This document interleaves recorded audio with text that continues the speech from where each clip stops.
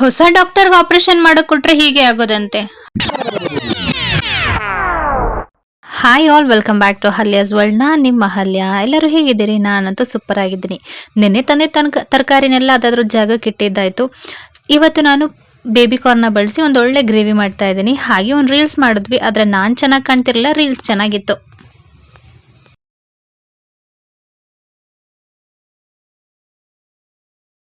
ಈಗ ಮನೆಯಲ್ಲಿ ನಾವು ಯಾವಾಗಲೂ ಸ್ವೀಟ್ ಕಾರ್ನ ಬೇಯಿಸ್ತಾ ಇರ್ತೀವಿ, ಆದರೆ ಅದಕ್ಕೆ ಬರೀ ನೀರು ಮತ್ತು ಉಪ್ಪನ್ನು ಹಾಕಿ ಬೇಯಿಸ್ತಿರ್ತೀವಿ. ಒಂದು ಸ್ವಲ್ಪ ಶುಂಠಿನ ಜಜ್ಜಿ ಹಾಕಿ ನೋಡಿ, ಸಖತ್ತಾಗಿರುತ್ತೆ ಟೇಸ್ಟ್. ತಿನ್ಬಿಟ್ಟು ನೀವೇ ವಾವ್ ಅಂತ ಹೇಳ್ತೀರಾ.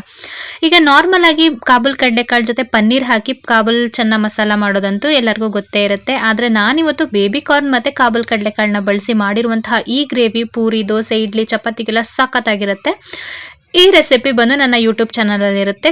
ನೀವು ಬೇಕು ಅಂತ ಅಂದರೆ ವಿಸಿಟ್ ಮಾಡಬಹುದು. ಲಿಂಕ್ ಬಯೋದಲ್ಲಿರುತ್ತೆ, ಆಯಿತಾ.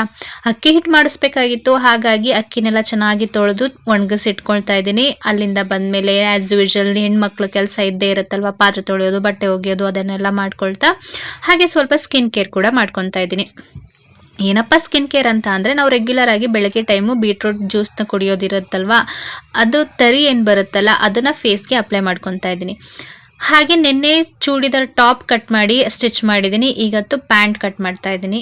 ಪ್ಯಾಂಟ್ ಕಟ್ ಮಾಡೋಕ್ಕಿಂತ ಮುಂಚೆ ಮಾರ್ಕ್ ಮಾಡಿಕೊಂಡು 40 ಸತಿ ಯೋಚನೆ ಮಾಡಿದ್ದೀನಿ ಕರೆಕ್ಟ್ ಇಲ್ವೋ ಅಂತ. ಯಾಕಪ್ಪ ಅಂತ ಅಂದರೆ, ಈ ಹೊಸ ಡಾಕ್ಟ್ರಿಗೆ ಆಪ್ರೇಷನ್ ಮಾಡೋದು ಎಷ್ಟು ಕಷ್ಟನೋ ಅದೇ ರೀತಿ ನಮಗೂ ಕೂಡ ಅಲ್ವಾ.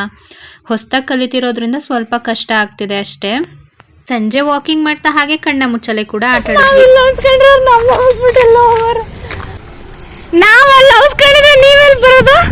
ನಾವಲ್ಲಿ ಔಸ್ಕೊಂಡಿದ್ವಿ ತಾನೇ, ನಮ್ನ ಹುಡುಕ್ಬೇಕು ತಾನೇ ನೀನು. ವಾಕಿಂಗ್ ಮುಗಿಸಿ ಈಗ ಬಂದಿದ್ದೆ ಮಾಡ್ತಾ ಇದ್ದೀವಿ. Thank you so much for watching. ಮತ್ತೆ ಸಿಗೋಣ.